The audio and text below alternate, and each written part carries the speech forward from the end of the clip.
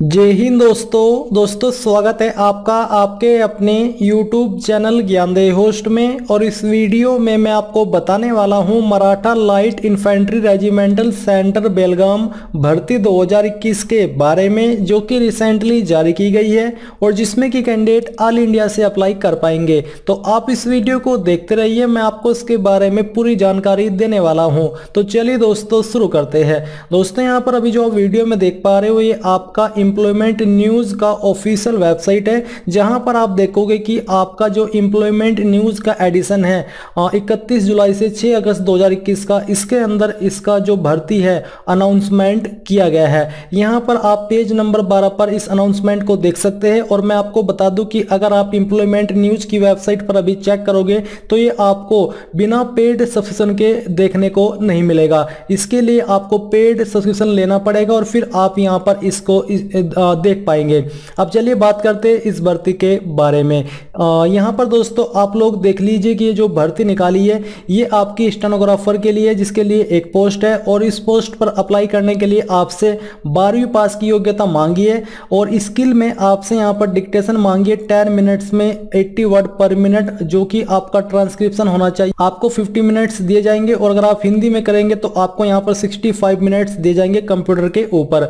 और age limit आपकी 18 से 25 साल रहेगी। और इस पर जो आपको पे स्केल दिया जाएगा वो आपको 5,200 रुपए से लेकर 20,200, साथ ही आपको 2,400 रुपए का ग्रेड पे दिया जाएगा। और जब आपकी ट्रेनिंग हो जाएगी तो उसके बाद में आपको 25,500 रुपए यहाँ पर सैलरी दी जाएगी।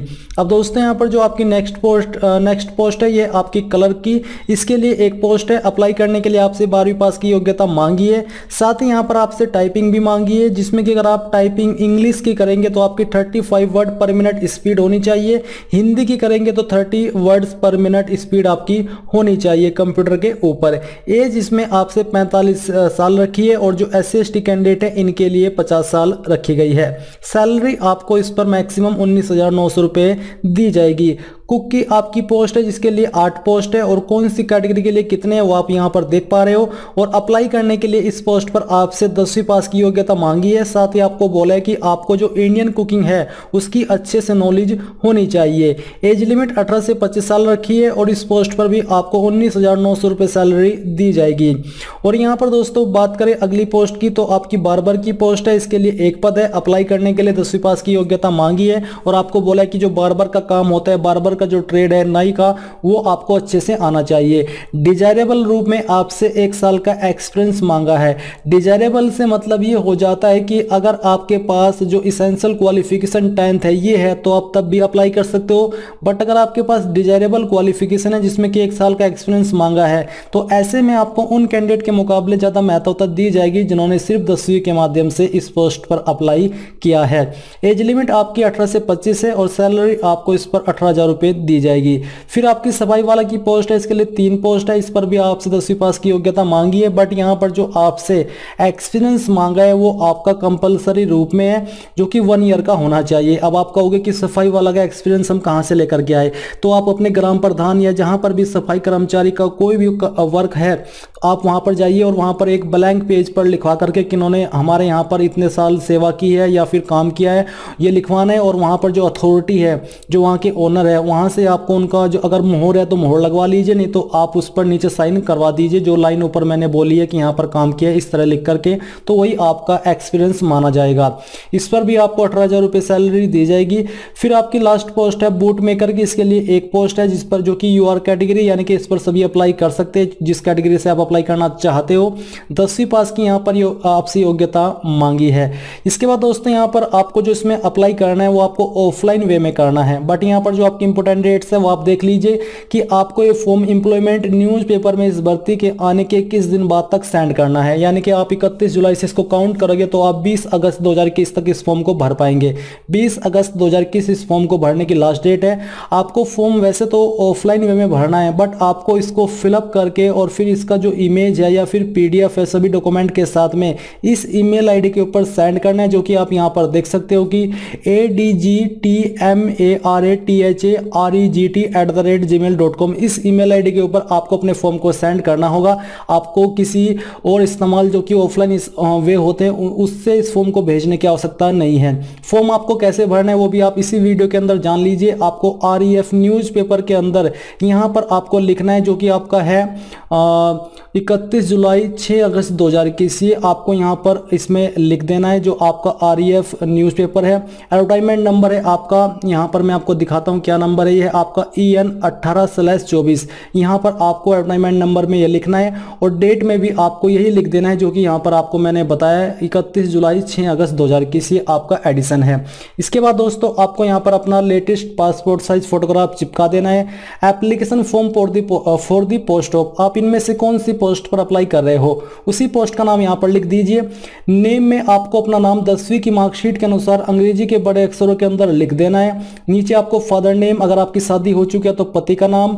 तीसरे पॉइंट में आपको अपनी डेट ऑफ बर्थ 10th की मार्कशीट के अनुसार लिखनी है। आपकी उम्र 20 अगस्त 2021 तक कितने साल, कितने महीने, कितने दिन की होती है वो आपको ईयर, मंथ और डे के सामने लिख करके बता देना है। फिर 5 पॉइंट है आपकी कैटेगरी, कौन सी कैटेगरी से आप इनमें से बिलोंग करते हो। UR, SC, EWS जिससे भी करते हो वो यहाँ पर लिख दीजिए। और अगर आप SC, EWS है, OBC है तो आपको उसकी फोटोकॉपी इस फॉर्म के साथ अटैच करनी होगी। इसके बाद 6 पॉइंट है वेदर एक्स सर्विसमैन अगर आप हो तो यहाँ पर आपको बताना, नहीं तो आपको उसको खाली छोड़ देना है। 7 पॉइंट में अगर आप विकलांग है तो आप अपनी विकलांगता जो भी आपकी है वो यहाँ पर लिख दीजिए, नहीं तो खाली छोड़ दीजिए। 8 पॉइंट में नेशनलिटी में आपको INDIAN यानी कि इंडियन लिखना है। रिलीजन में आपका जो भी धर्म है उस रिलीजन का नाम लिख दीजिए, हिंदू, मुस्लिम, सिख, ईसाई, जैन, बौद्ध जो भी है वो यहाँ पर लिख दीजिए। परमानेंट एड्रेस आपको अपने पिन कोड और जो आपका नियरेस्ट रेलवे स्टेशन है उसके साथ में यहाँ पर लिख देना है।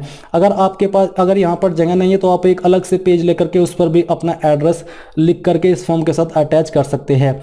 यहाँ पर आपको अपनी क्वालिफिकेशन की जानकारी देनी है। Name of the exam past में आपको 10th लिखना है। ईयर ऑफ पासिंग में ये लिखना है आपने कौन से ईयर के अंदर पास किया है। Name of recognised university, board of exam, यहाँ पर आपको अपने बोर्ड का नाम देना है, जैसे कि यूपी बोर्ड, CBSE बोर्ड, जो भी आपका बोर्ड है। कितनी परसेंटेज आपको आई थी वो परसेंटेज यहाँ पर लिख देनी है। रिमार्क्स क्या था, pass, fail, distinction, first grade, second grade जो भी थी वो यहाँ पर आपको बता देना है। अगर आप 12वीं पास भी हो तो सेम तरीके से आपको 12वीं की जानकारी, डिप्लोमा है तो डिप्लोमा की जानकारी सेम वे में, ग्रेजुएट हो तो ग्रेजुएट की जानकारी सेम वे में आपको भर देनी है। एक्सपीरियंस अगर आप दे रहे हो तो आपको यहाँ पर उसकी फोटोकॉपी भी अटैच करनी है। अगर आपके पास कोई एक्सपीरियंस नहीं है तो यहाँ पर नो लिख दीजिए, अगर है तो यस लिख दीजिए और उसकी फोटोकॉपी अटैच कर दीजिए। 12 पॉइंट में अगर आप गवर्नमेंट एम्प्लॉय है तो आपको भरना है, नहीं तो आपको ये खाली छोड़ देना है। अब नीचे डेट में आपको यहाँ पर डेट लिखनी है, किस डेट में आपने इस फॉर्म को भरा है और यहाँ पर आपको अपने सिग्नेचर कर देने हैं। इसको करने के बाद आपको इसको स्कैन करना है और स्कैन करने के बाद आपको अपना जो डॉक्यूमेंट है जिसमें कि 10th की मार्कशीट, अगर आपने 12वीं की जानकारी भरी है तो 12वीं, एक ID जो कि आधार कार्ड, जो भी आपके पास ID है वो एक ID, और जो अन्य जानकारी आपने भरी है उनमें से जो भी डॉक्यूमेंट्स आपके ऊपर लागू होता है तो वो आपको इस फॉर्म के साथ अटैच करनी है और उन सभी को इमेज के रूप में बना लेना है। इमेज के रूप में बनाने के बाद आपको अपने फॉर्म को एक PDF में कन्वर्ट करना है और PDF में कन्वर्ट करने के बाद आपको यहाँ पर इस ईमेल आईडी के ऊपर अपने एप्लीकेशन फॉर्म को सेंड कर देना है। आपको इसको ऑफलाइन वे में कहीं और पर भेजने की आवश्यकता नहीं है, क्योंकि यहाँ पर आपको सिंपली वे बताया है इस फॉर्म को भेजने का। तो ये थी दोस्तों आपका पूरी जानकारी इस भर्ती के बारे में। आई होप आपको ये सब जानकारी पसंद आई होगी। अगर आई है तो आप इस वीडियो को लाइक, शेयर और आपके अपने यूट्यूब चैनल ज्ञानदेव होस्ट को सब्सक्राइब करके बेल आइकन को ऑन कर ले। Thanks for watching. जय हिंद।